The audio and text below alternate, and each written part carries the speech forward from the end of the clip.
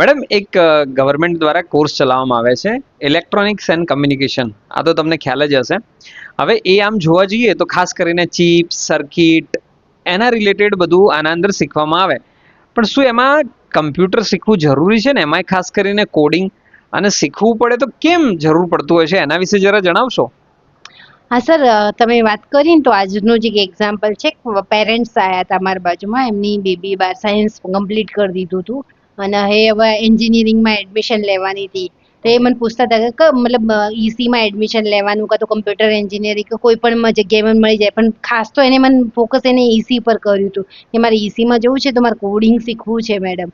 તો મેં એને ઇન્ફોર્મેશન આલી. અને જો સર તમે પ્રશ્ન બી પૂછો તો કમ્પ્યુટર શીખવું જરૂરી છે, કમ્પ્યુટર બેઝિક શીખવું, એમએસ ઓફિસ આ તો જનરલ આની તો જરૂર પડવાની જ છે.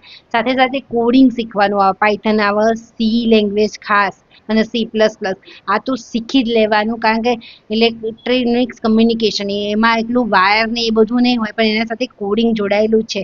ધારો કે ટ્રાફિક સિગ્નલ હોય તો એ કેટલા સેકન્ડે લીલી લાઇટ ચાલુ થશે, લાલ લાઇટ ચાલુ થશે, તો એના માટે કોડ ડિઝાઇન થતો હોય છે. તો આ શીખવું જરૂરી છે. મતલબ ઇલેક્ટ્રોનિક ઈસીમાં જઈએ ને તો બી ત્યાં આગળ પ્રોગ્રામિંગ અને કોડિંગ શીખવું જરૂર પડતી જ હોય છે. ઓકે, સરસ ઇન્ફોર્મેશન આપી કે ભાઈ ઈસી માટે કેમ આ શીખવું, કોડિંગ ને બધું જરૂરી છે. અને અગર કોઈ વિદ્યાર્થી શીખવા માંગે છે મેડમ, તો કઈ રીતે તમે ટ્રેનિંગ બધી કઈ રીતે આપો છો? જરા ઓફલાઈન અથવા ઓનલાઈન કઈ રીતે, કયા માધ્યમથી તમે શીખવાડવાનો પ્રયત્ન કરો છો? સર આના વિશે બી હું સરસ, જો ઓફલાઈન તો અમારું બનાસકાંઠામાં ચાલે છે, પાલનપુર અને ડીસામાં સેન્ટર ચાલે છે. ડીસામાં ચંદ્રલોક રોડ ઉપર, પાલનપુરમાં બસપોર્ટમાં ચાલે છે. બીજા નંબર પર અમારી એપ્લિકેશન છે આઈટી સ્કિલ કરી, એમાં અમે આ આખો કોર્સ બધા કમ્પ્યુટરના બધા જ કોર્સ એમાં મળી જતા હોય છે. અને ખાસ કરીને કોડિંગના કોર્સ મળી જતા હોય છે.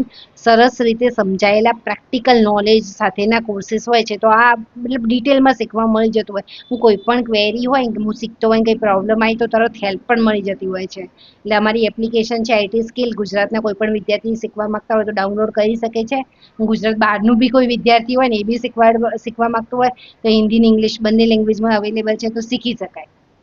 Okay, thank you. તો મળીએ છીએ આપણે બીજા વિડીયોમાં બીજા કંઈક આવા ટોપિક સાથે. Thank you.